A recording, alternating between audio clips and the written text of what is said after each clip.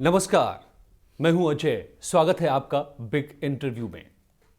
उत्तराखंड में चुनावी लड़ाई चरम पर है, उफान पर है। दोनों तरफ से यात्राएं हो रही हैं, दोनों तरफ से ताल भी ठोके जा रहे हैं।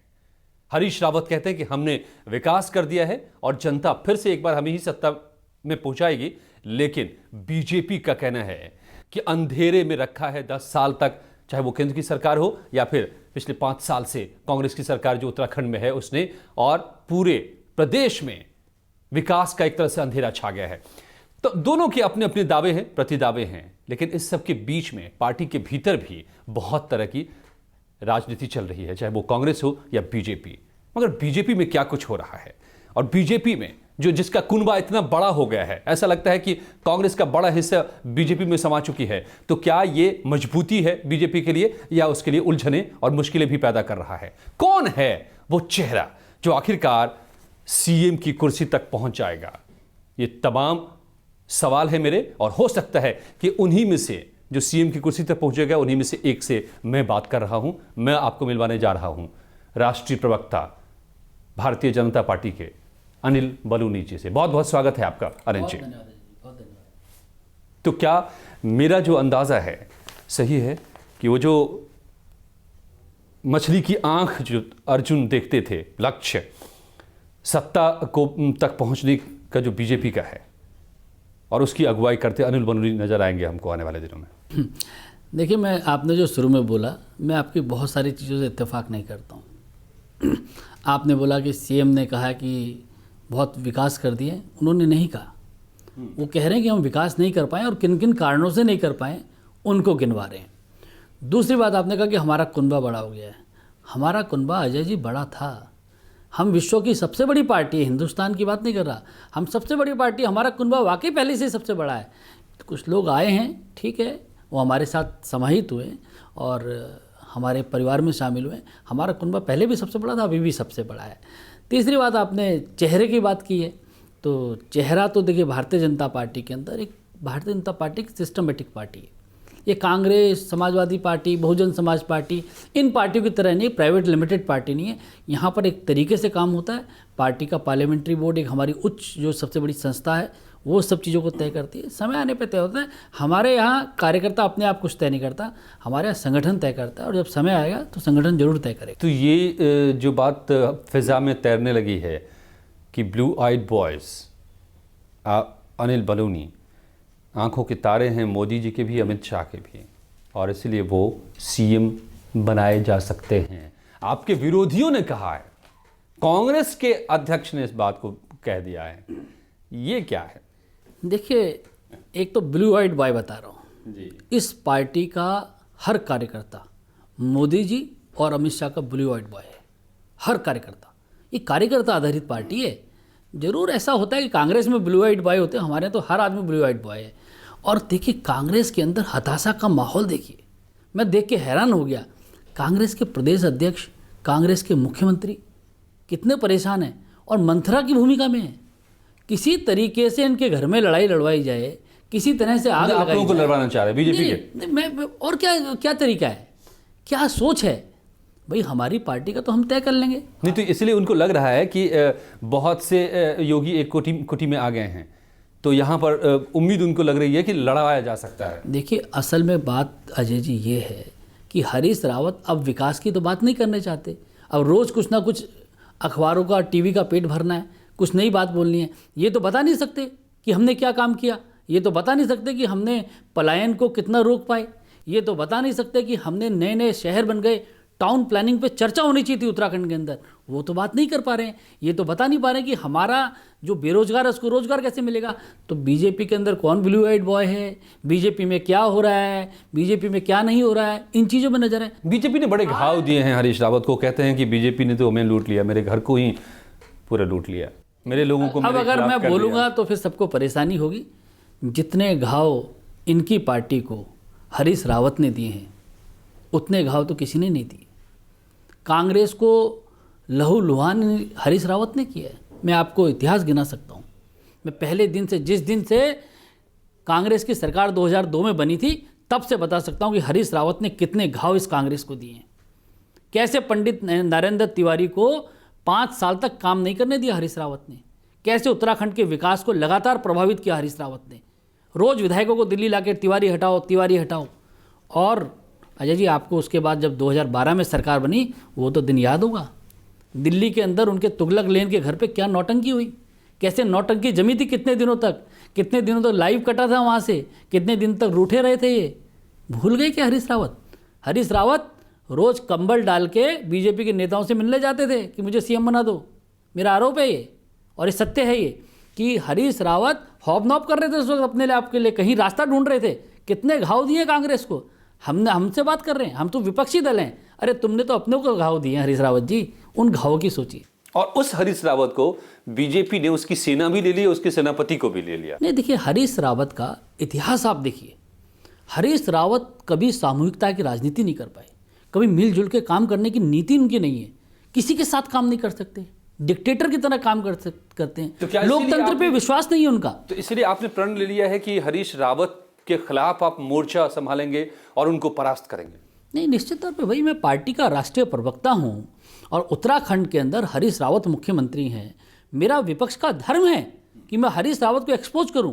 मेरा धर्म है कि हरीश रावत ने जो उत्तराखंड के साथ किया है उसको एक्सपोज करूं, और मैं उत्तराखंड का रहने वाला हूं, तो मेरा फर्ज बनता है मैं बताऊं उत्तराखंड की जनता को कि हरीश रावत ने क्या क्या किया है, हरीश रावत का इतिहास क्या था, हरीश रावत ने क्यों उत्तराखंड का विरोध किया था, और जब राज्य बना तो क्यों लाट टपकाते हुए मुख्यमंत्री बनने के लिए चले गए थे। मेरा फर्ज है बताना, आज लोगों को याद कराना मेरा फर्ज है। तो हरीश रावत के खिलाफ चुनाव लड़ेंगे आप सीधे? नहीं, देखिए, मैंने कहा कि हरीश रावत इतने अलोकप्रिय हैं कि बीजेपी के एक अदना सा कार्यकर्ता भी हरीश रावत को चुनाव हराएगा। ये मैं बता रहा हूँ, आज आपके चैनल पे घोषणा करके जा रहा हूँ। हरीश रावत 2017 की विधानसभा का मुंह नहीं देख पाएंगे, ये आज मैं घोषणा करके जाता हूँ। कोई भी हरा सकता है। पार्टी अगर मुझको मौका देगी तो निश्चित तौर पे मैं हरीश रावत के खिलाफ चुनाव लड़के हरीश रावत को विधानसभा पे ना पहुँच पाए, ऐसा मैं योजना बना के काम करूँगा। नहीं तो हरीश रावत जो मुख्यमंत्री हैं उनके खिलाफ चुनाव लड़ने या उनको हराने की बात करके कहीं ना कहीं ऐसा लगता है कि अनिल बलूनी वाकई ब्लू आइड बॉय हैं और सीएम से टकरा करके सीएम की कुर्सी पर नजर है। नहीं, देखिए, मैं ऐसा नहीं मानता। देखिए, मेरा तो भी उम्र बहुत कम है। अभी हरीश रावत जी का बयान आ रहा था, मेरा छोटा भाई है ये कह रहे थे, लेकिन मैं उनके जो पुत्र हैं उनकी उम्र का, उनके साथ का, आनंद रावत के साथ का हूँ, तो इसलिए मेरे पास तो बहुत राजनीतिक जीवन है। मैं कभी इस तरह की कोई हल्की लोकप्रियता के लिए काम नहीं करना चाहता हूँ, लेकिन ये जरूर है कि हरीश रावत ने जो घाव उत्तराखंड को दिए उसको एक्सपोज करना। क्या घाव दिए? मैंने बताया ना, शुरू से आप पहले दिन से बात कीजिए। हरीश रावत वो शख्स है जो कि उत्तराखंड बनाने का सदैव विरोध करते रहे। हरीश रावत ने कभी उत्तराखंड की जो परिकल्पना थी उसके साथ खड़े नहीं हुए। हरीश रावत हर वक्त उत्तराखंड बनने के विरोधी रहे, और उसके बाद जब मुख्यमंत्री बने, मैंने कहा एनडी तिवारी को काम नहीं करने दिया, विकास नहीं करने दिया।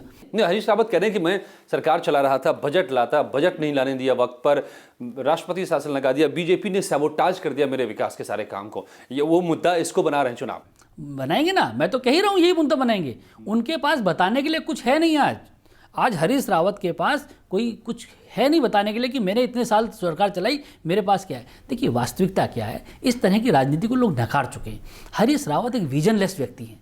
हरीश रावत के पास विजन नहीं है, हरीश रावत का सोच नहीं है काम करने। लेकिन अनिल जी, नहीं लगता कि बीजेपी ने जो समय में किया हरीश रावत जी की सरकार को गिराने का काम की कोशिश की, पूरी कोशिश की, हालांकि उसमें फेल रही, तो अपने मुंह की भी खानी पड़ी बीजेपी को आखिरकार। तो क्या ये सही स्ट्रैटेजी थी, सही रणनीति थी? इसकी ज़रूरत थी? चुनाव में तो महज कुछ महीने बचे हुए थे। ये जो बोला, ये आपकी सोच है। ये जो आपने जो भी बातें बोली हैं, ये तो आपका कहना है ना, हम दो, और ये वास्तविकता भी नहीं है। हमने कहाँ हरीश रावत की सरकार गिराई? उनके पूर्व मुख्यमंत्री अगर विजय बहुगुणा थे, अगर वो हरीश रावत उनको साथ में नहीं रख पाते हैं, हरीश रावत अपने साथ के लोगों को कुचल देना चाहते हैं, लोकतंत्र में विश्वास नहीं रखना चाहते, और वो हरीश रावत को छोड़ के चले जाते हैं, तो हमने कैसे गिराई सरकार? अगर हरक सिंह रावत उनके नंबर 2 मिनिस्टर हैं, उनके साथ नहीं रहते हैं, तो हमने कैसे गिरा दी? आप लोग बीजेपी के साथ उनके विधायक घूम रहे थे, जो बागी हुए थे, सब घूम रहे थे, ये दुनिया ने देखा। वो सब बात ठीक है। बीजेपी के लेटर पैड पे राज्यपाल को लिखा गया कि इतने विधायक हमारे साथ हैं, जिसमें वो लोग भी, उनके भी नाम शामिल थे। नहीं, ऐसा नहीं हुआ। मैंने कहा ना, जो आप कह रहे हैं वो चीज़ें ठीक नहीं है। अच्छा, हरीश रावत जी के कारण वो लोग हरीश रावत जी को और कांग्रेस को छोड़ के गए। सब लोग कांग्रेस के पुराने लीडर हैं, कोई ऐसा नहीं था कि कोई नए लोग गए थे। डॉक्टर सिंगल हो गए, सब लोग पुराने सुबोध उनियाल पुराने विधायक थे। हरीश रावत ने उनको इतना तरस्त किया, हरीश रावत ने उनको इतना परेशान किया कि वो कांग्रेस छोड़ के गए। और इसमें हमारा तो कोई हाथ नहीं है। अगर कांग्रेस अपना कुनबा नहीं संभाल पाती है और हरीश रावत केवल अपने व्यक्तिगत कुनबे को ही आगे रखना चाहते हैं, उनके घर के परिवार के लोग मंत्रियों को अपमानित करते हैं, उनके घर के परिवार के लोग राजनीति में पूरे मंत्रिमंडल को हाईजैक कर लेते हैं और वो छोड़ के आते हैं, तो इसमें हम क्या कर सकते हैं? हम तो विपक्षी दल है। मुद्दे क्या क्या होंगे बीजेपी के जिन मुद्दों से आप हमला करेंगे हरीश रावत? देखिए, दो बातें, ये उत्तराखंड के लोगों को समझने की बातें हैं। दो बातें हैं। एक, हरीश रावत ने जिस प्रकार से सरकार चलाई, जिस तरह से उत्तराखंड को बेइज्जत किया, देवभूमि का नाम खराब किया, ये मुद्दे जरूर रहेंगे। जिस तरह का भ्रष्टाचार हरीश रावत ने किया, अभूतपूर्व रहा। इससे पहले कभी भी किसी राज्य का मुख्यमंत्री स्वयं लेन देन करते हुए नहीं पकड़ा गया, स्वयं खरीद फरोख्त करते हुए नहीं पकड़ा गया। तो एक ये बहुत बड़ा मुद्दा है। हरीश रावत के जो पीएस हैं, उनकी एक सीडीआई, उसमें दिखाया गया कि क्या क्या ये लोग आबकारी नीति, शराब नीति के लिए क्या क्या पैसा लेन देन कर रहे हैं, वो दिखाया गया। इनके एक विधायक की सीडीआई, जिसमें बताया गया कि कितने कितने में कांग्रेस के विधायक इन हाउस परचेजिंग जो उन्होंने की, वो किस प्रकार से की, ये भी सब आया। ये जनता को हम जाके बताएंगे। पहली बात, एक बड़ा मुद्दा होगा। पहली बात। लेकिन जो हमारी अहम बात है, हम नेगेटिव पॉलिटिक्स नहीं करते अजय जी। हम रचनात्मक राजनीति करते हैं, हम पॉजिटिव राजनीति करते हैं, हम सकारात्मक राजनीति करते हैं। हमारा दूसरा लक्ष्य है कि उत्तराखंड के अंदर कैसे विकास हो, आखिर उत्तराखंड का विजन क्या हो। आज एक टीन एज उत्तराखंड हमारे सामने है, एक युवा उत्तराखंड हमारे सामने है, एक किशोर उत्तराखंड हमारे सामने। एक किशोर की क्या सोच होती है, कैसे सपने होते हैं किशोर के, उन सब को सोच के हमको चलना है। और उत्तराखंड कैसा नया बनेगा, आप देखिए, उत्तराखंड के अंदर इस दौरान एक पलायन को रोकने के लिए कुछ नहीं सोचा गया। सोचा जाना चाहिए था भाई। तो ये मुद्दे चुनाव में होंगे या फिर हरीश रावत जैसे आपको कह रहे हैं कि बीजेपी ने पहले यूपी में माहौल बिगाड़ा, अब उत्तराखंड में माहौल बिगाड़ने की कोशिश कर रही है, अमित शाह माहौल यहाँ पर भी आके बिगाड़ रहे हैं? नहीं, वो तो अपना देखिए, लोकतंत्र की मर्यादा क्या है। लोकतंत्र की मर्यादा है कि जब सरकार का कालावधि पूरी होती है, उस वक्त जाके मुख्यमंत्री लोगों के सामने नतमस्तक हो और बोले मैं आपका सेवक था, मुझे आपने मौका दिया, मैंने ये करके दिया। आज अमित शाह जी की बात, अनिल बलूनी की बात ना करें। आज तो बोले मेरा ये रिजल्ट है साहब, मेरी रिपोर्ट कार्ड है। फिर जनता बोलेगी फेल या पास, हालांकि हमें पता है कि फेल बोलेगी। ये कहने की हिम्मत हरीश रावत पे नहीं है। आज हरीश रावत कह रहे मुझे काम नहीं करने दिया। ये हारे हुए खिलाड़ी की बॉडी लैंग्वेज है कि नहीं है कि मुझे काम नहीं करने दिया, इसका मतलब काम नहीं हुआ है। आज हरीश रावत बोले मैं छाती ठोक के कहता हूं मुझे मौका मिला था, ये मेरे नंबर हैं, देखिए डिस्टिंक्शन। लेकिन नहीं कह सकते क्योंकि नंबर तो 30 से भी नीचे है, नंबर तो पास हुए ही नहीं। फिर तो वो जो माहौल बिगाड़ने की बात कर रहे हैं, तो ऐसी कोशिश तो दिखाई देती है कि बीजेपी उत्तराखंड में भी करने की कोशिश कर रही है, छोटे छोटे मुद्दों को हवा देने की, एक ध्रुवीकरण की कोशिश रणनीति का हिस्सा है। जैसे कुछ दिनों पहले जो हुआ था, एक किताब की दुकान से जो बवाल खड़ा हुआ, वो इतनी बड़ा मुद्दा बनता नजर आया। आपके चैंपियन साहब जिस तरह से उसमें कूदे, तमाम जो बातें ये देखिए अजय जी, असल में क्या है, देखिए मैंने जो आपको अभी बात बोली, शायद आपके दर्शकों ने शायद नोटिस की हो। हरीश रावत के आप अधिकारियों से पूछिए, गवर्नेंस करना हरीश रावत के बस का काम नहीं है। हरीश रावत 24 घंटे में से केवल आधे घंटे गवर्नेंस को देते हैं, बाकी अपना सेटिंग वेटिंग को देते हैं। वो समय नहीं देते हैं काम को। उनको पता नहीं है कि लॉ एंड ऑर्डर क्या चीज़ होता है। आज हमारे 4-5 जिलों में लॉ एंड ऑर्डर की गंभीर समस्या है, लेकिन हरीश रावत का समय नहीं है, हरीश रावत का टाइम नहीं है इन सब चीज़ों के लिए। अनिल जी, आप तो राष्ट्रीय प्रवक्ता हैं, आप सारे मुद्दों को बारीकी से रखते हैं लोगों के सामने। ये भी कहा जा रहा है कि चाहे वो सर्जिकल स्ट्राइक हो बॉर्डर पार, चाहे सर्जिकल स्ट्राइक हो कालाधन के खिलाफ, ये यूपी उत्तराखंड चुनाव को ध्यान में रखकर कदम उठाए गए। मगर सवाल मेरा ये है कि इससे फ़ायदा होगा या नुकसान हो जाएगा? देखिए, एक तो इस देश के अंदर ये चुनाव की बात की, चुनाव के कारण ये हो रहा है, ये करना बंद करना चाहिए। और इसका एक अच्छा इलाज माननीय प्रधानमंत्री जी ने बताया कि सारे चुनाव एक साथ हों, इस पर चर्चा होनी चाहिए, क्योंकि ये रोज़ रोज़ की कहानी बंद हो। हम जब काम करते हैं बोले बिहार चुनाव आ गए हैं साहब, उसके बाद फिर काम करते हैं बोले आसाम के चुनाव आ गए, अब कह रहे हैं यूपी उत्तराखंड आ गया। अरे काले धन पे सर्जिकल स्ट्राइक करना, काले धन के जो लोगों ने गोदाम के गोदाम भर रखे थे, जो हिंदुस्तान के गरीब को खा रहा था, जो गरीब आदमी को परेशानी हो रही थी, जो गरीब आदमी सुसाइड कर रहे थे, जो किसान मर रहे थे इतने समय से, क्यों हो रहा था? इस काले धन के कारण तो हो रहा था। महंगाई बढ़ रही थी, पैसा बैलेंस ठीक नहीं चल रहा था, सब कुछ खराब। टाइमिंग के लिए कहना है विपक्ष का कि आपने यूपी उत्तराखंड के चुनाव को ध्यान में रखते हुए केंद्र सरकार का इस्तेमाल कर रहे हैं आप अपने चुनावी एडवांटेज के लिए।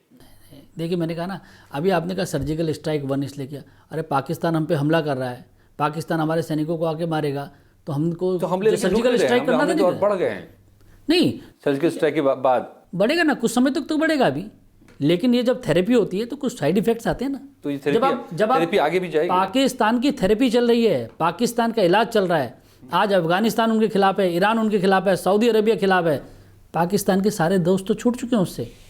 यही तो इलाज किया जा रहा है, सबने कहा बहुत अच्छा किया, यही इलाज है, यही मोदी जी कर रहे थे। ये जो हरीश रावत जी के गले में नहीं उतर रही थी कि मोदी जी कहाँ जा रहे हैं विदेश, यही था कारण। हमने इलाज कर दिया, काले धन का इलाज कर दिया। अब हरीश रावत जी का जो पैसा था, हरीश रावत जी ने जो इतना बेचारों ने मेहनत करके, इतना भ्रष्टाचार करके, इतना नाम खराब करके जो गोदाम भरे थे ना, वो सब रद्दी बन गए हैं। हरीश रावत जी बिल्कुल मैं कहता हूँ कि 3 बैंक जो है नीलाम हो गए, बाकी सारे बैंकों में अथाह पैसा भरा है। आप देखिए आज बैंकों में बाढ़ आ गई है पैसे की, लोग पैसा जमा कर रहे हैं। 3 बैंक हैं, एक वाड्रा बैंक, एक सोनिया बैंक और एक हरदा बैंक। ये 3 बैंक दिवालिया हो गए हैं, इनका रद्दी बन गया है। हरदा यानी कि हरीश रावत तो ब्लैक मनी इन्होंने मैंने कहा था, मैं कई बार कहता हूँ आपके चैनल पे भी कहूँगा कि हरदा टैक्स लगा रखा था हरदा ने, उत्तराखंड के अंदर हरदा टैक्स था। और हरदा टैक्स क्या है? ये हरीश रावत टैक्स है। हरीश रावत हर काम के लिए टैक्स लगाता था, और मैंने उसके बाद उसका वर्जन 2 भी लाया था। मैंने हरदा टैक्स कहा था और उसका वर्जन 2 था कुनबा टैक्स। मेरे हरीश रावत जी को सुझाव दिया था कि भैया ये सब बंद करो, हम जीएसटी लाए, जीएसटी की तरह अभी एक टैक्स कुनबा कर बना दीजिए, एक जगह कीजिए, आसानी होगी यार लोगों को। एक टैक्स ले लीजिए, एक कुनबा कर बनाइए, उसको जीएसटी की तरह एक कर दीजिए। तो लेकिन यही बात वो लोग कह रहे हैं कि ये जो दरअसल काले धन के खिलाफ लड़ाई की बात आप लोग कर रहे हैं, ये दरअसल कुछ बड़े उद्योगपतियों को बचाने की कोशिश है, उनको बेल आउट करने की कोशिश है, और आम जनता लाइन में खड़ी होकर के परेशान हो रही है पूरे देश की। अब बेचारे कुछ तो बोलेंगे यार, कुछ तो बोलने दीजिए।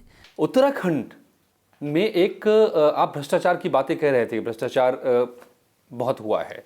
कैग की रिपोर्ट आई है, अभी रिपोर्ट भी रखी गई है, आपको भी मालूम होगा। उसमें भ्रष्टाचार की परंपरा की बात कही गई है। लगातार भ्रष्टाचार के हवाले है उत्तराखंड, लोग परेशान हैं, त्रासदी के शिकार होते हैं, और उत्तराखंड का जो राजकाज है वो भ्रष्टाचार के हवाले है। ये कैग की रिपोर्ट से पता चल रहा है, और ये नहीं मौजूदा सरकार के दौर में तो चल ही रहा है, ये जब आपकी सरकार की तब की भी कई बातें आई हैं। इससे कैसे उत्तराखंड को निजात मिलेगी?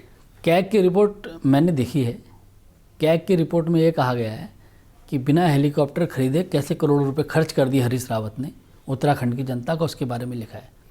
हेलीपैड के पैसे चले गए, आज तक हेलीपैड बना। मैं यही कह रहा हूँ। और देखिए हरीश रावत और उनकी सरकार के लिए सबसे शर्मनाक बात यह कि हेलीकॉप्टर खरीद में करते तो अच्छी बात थी, कोई बात नहीं, मतलब करेंगे, जैसे इनका कल्चर है, ये किसी और चीज़ में घपला करते। इन्होंने मिड डे मील का पैसा खा गए। ये गरीब बच्चों का जो मिड डे मील होता है उसका पैसा खा गए, और ये कैग की रिपोर्ट में कहा है कि जो उसमें पोषक तत्व होते हैं वो तक निकाल लिए। तो ये तो बच्चों का पैसा खाने वाली हरीश रावत की सरकार है। इससे बड़ा दुर्भाग्य की बात क्या हो सकती है इस राज्य के लिए? ये बातें उत्तराखंड को जरूरत है कि एक एक पाई वहाँ के विकास में लगे, लेकिन दिख रहा है कि वो पाई कहाँ जा रहे हैं, कहाँ पैसे जा रहे हैं। इससे कैसे निजात मिलेगी उत्तराखंड को? निश्चित देखिए, हमारी सरकारों के टाइम पे नहीं था ऐसा। कुछ हेलीकॉप्टर जो हायर किए गए थे वो उस समय में जो तरीके थे उसको नजरअंदाज करके किए गए थे, उसकी वजह से नुकसान हुई। ये 2011 में भी हुआ है। नहीं, आप देखिएगा, उसको ढंग से देखिएगा। जो सारा नुकसान है ये आपदा के समय जो इन्होंने किया उसका है, हेलीकॉप्टर वाला। जो इन्होंने उसके बाद जो हेलीपैड बनाने के नाम पे दुर्गम क्षेत्रों में हेलीपैड बनाने के नाम पे उसमें किया है, इन लोगों ने किया है सारा पूरा का पूरा। उसके बाद हरीश रावत जी ने इसको तो एकदम इंस्टीट्यूशनलाइज कर दिया है। और जिस तरीके से उन्होंने कुछ कलेक्टर बैठा दिए हैं अपने, कि हर जगह जो उनके चेक पोस्ट बना दिए उन्होंने पैसे के लिए, वो बड़ा दुर्भाग्यपूर्ण है। उत्तराखंड में ये सब नहीं होता था। उत्तराखंड में इससे पहले कभी ऐसा नहीं हुआ। जो हरीश रावत ने खनन में किया, जो हरीश रावत ने शराब नीति में किया, जो हरीश रावत ने और भ्रष्टाचार के तरीके खोजे, आप देखिए ये लोग लहरें गिन के पैसे कमाने वाले लोग हैं। उत्तराखंड इकोलॉजिकली बहुत ही सेंसिटिव तो रहा ही है, बहुत ज़्यादा खतरे में है। उसका नतीजा भी हम देखते रहे हैं, चाहे वो 13 की आपदा हो या उसके बाद भी लगातार बादल फटने की घटनाएं बढ़ रही हैं। जो कहा जा रहा है कि टिहरी डैम में जो बहुत बड़ा कैचमेंट एरिया बढ़ा है वो भी वहाँ के पर्यावरण को बदल रहा है। ये तमाम चीज़ें हैं, क्या इसका उपाय है? कैसे उत्तराखंड को कैसे बचाया जाएगा? लोग वहाँ के हर साल तबाह हो रहे हैं। एक डॉपलर लाके रखा हुआ है, 2 मशीन कई सालों से नहीं लगाया जा सका। हिंदुस्तान के अंदर कहीं भी, क्या कहीं नेशनल पार्क के अंदर खनन हो सकता है? नहीं हो सकता ना। ये हरीश रावत की सरकार कर रही है। राजाजी नेशनल पार्क के अंदर दिन रात पोकलैंड मशीनें लगा के, जेसीबी मशीनें लगा के, और खनन हो रहा है जम के। पैसा रोज इनके बैंक में जमा हो रहा है, हरदा बैंक में रोज हो रहा है। ये लोग, इनको कोई चिंता नहीं है, इनको इकोलॉजी की कोई चिंता नहीं है। इन्होंने जो जो करना था सब किया। आपको लगता है अनिल जी कि ये सबसे बड़ी चुनौती उत्तराखंड के सामने आज है, वहाँ के पर्यावरण को बचाना, सुरक्षित रखना, ताकि जो आपदाएं लगातार बढ़ी हैं, बादल फटने की घटनाएं पहले सालों में कभी होती थी, अब हर साल कई हो रही हैं, गांव के गांव डूब जा रहे हैं, तबाह हो जा रहे हैं। देखिए, इसके लिए सोचने की जरूरत है, इसके लिए करने की जरूरत है, और इसके लिए कमिटमेंट की जरूरत है। तब बीजेपी को क्यों वोट दें? क्यों हरीश रावत को हटा दें और अनिल बलूनी या बीजेपी के जिस भी चेहरे को सीएम बनाए लोग क्यों? देखिए, उत्तराखंड के अंदर हम बहुत जल्दी, कुछ दिनों के अंदर एक विजन डॉक्यूमेंट ला रहे हैं। हम उत्तराखंड कैसा उत्तराखंड होना चाहिए उसको लेकर एक विजन डॉक्यूमेंट ला रहे हैं, और आप उस विजन डॉक्यूमेंट को देखिएगा, उसमें सारे कारण होंगे बताने के लिए कि आखिर हमको कोई क्यों वोट दे। बहुत सारे बड़े चेहरे हैं जो मुख्यमंत्री पद के दावेदार कहे जा रहे हैं। आप कह रहे हैं कि ये मीडिया का क्रिएशन है, लेकिन जो बातें चल रही हैं हवा में, फिजाओं में हैं, उस सब के बीच में उन चेहरों, उनके नींद उड़े हुए हैं जब से ब्लू आइड बॉय की संज्ञा आपको मिली है। क्या उस सब के बीच में ये वाकई सही है, और क्यों सही नहीं है कि आप मोदी जी के, अमित जी के करीबी हैं, उनके चहेते हैं, आप युवा हैं, आप लगातार लंबे समय से बीजेपी के लिए काम करते रहे हैं? अच्छा, अब देखिए, मैं बार बार कहता हूँ मीडिया क्रिएशन है। क्या कभी मोदी जी ने कहा कि अनिल बलूनी मेरा ब्लू आइड बॉय है? क्या कभी अमित शाह जी ने कहा कि वो मैं ब्लू आइड बॉय हूँ? क्या मैंने कहा कि ब्लू आइड बॉय है? किसी ने नहीं कहा ना। ये अभी लोग कहते रहते हैं। नहीं, कई चेहरे ऐसे, महाराष्ट्र में फडणवीस साहब, चाहे हरियाणा के जो सीएम बनाए गए खट्टर साहब, ऐसे ही अनिल बलूनी डार्क हॉर्स साबित हो सकते हैं उत्तराखंड में। मैं इतना डार्क थोड़ी हूँ, मेरा तो रंग ठीक ठाक है, आप ऐसा मत कीजिए। मैं जो काम कर रहा हूँ, देखिए, मैं पार्टी का राष्ट्रीय प्रवक्ता हूँ, और मेरे को जो काम दिया गया उससे ज़्यादा मज़ेदार काम कुछ नहीं हो सकता। मैं टीवी पे रोज़ आता हूँ, रोज़ अपनी पार्टी का पक्ष रखता हूँ, और मुझे उस काम में बड़ी रुचि आ रही है, बड़ा एंजॉय मैं कर रहा हूँ, और मैं संतुष्ट हूँ अपने काम से, इसलिए, और मुझे उसको और सुधारना है। तो उत्तराखंड की जिम्मेदारी अगर देती है पार्टी तो निभाने के लिए तैयार है? नहीं, मैं पार्टी की जिम्मेवारी निभा रहा हूँ, मैं पार्टी की जिम्मेवारी निभा रहा हूँ। और जो, देखिए, मैं हर वक्त कहता हूँ अनिल बलूनी तो पार्टी का एक साधारण कार्यकर्ता है, और मैं हर वक्त कहता हूँ कि मैं एक खाली एनवलप हूँ, उसके बाहर एड्रेस जो लिखा जाएगा अनिल बलूनी वो काम करेगा, पार्टी के समर्पित कार्यकर्ता के तौर पर। ये हैं अनिल बलूनी, जिनकी बात आपको कह रहा था, जिनसे मैं मिलवाना चाह रहा था। राष्ट्रीय प्रवक्ता हैं, उत्तराखंड से आते हैं, और उत्तराखंड की चुनाव में अहम भूमिका निभाने जा रहे हैं। और इनकी बातों को आप गौर से सुन लीजिए, क्योंकि वो उन रणनीतियों की बातें कर रहे हैं जो कोर, जो बीजेपी की है, का नेतृत्व है, वहां तय होते हैं। और उसके मुताबिक सत्ता इस बार बीजेपी के ही हाथों में आनी है, क्योंकि हरीश रावत ने प्रदेश को पीछे किया है, आगे नहीं किया है। मेरी शुभकामनाएं अनिल बलूनी जी आपके साथ है। थैंक यू, ढेरों शुभकामनाएं। आपके विजन को जनता पहचाने और उसको समर्थन करे, और हमें इंतजार रहेगा आपके विजन डॉक्यूमेंट का। हमारे लिए समय निकाला आपने, इसके लिए बहुत बहुत धन्यवाद। तो ये था आज का बिग इंटरव्यू।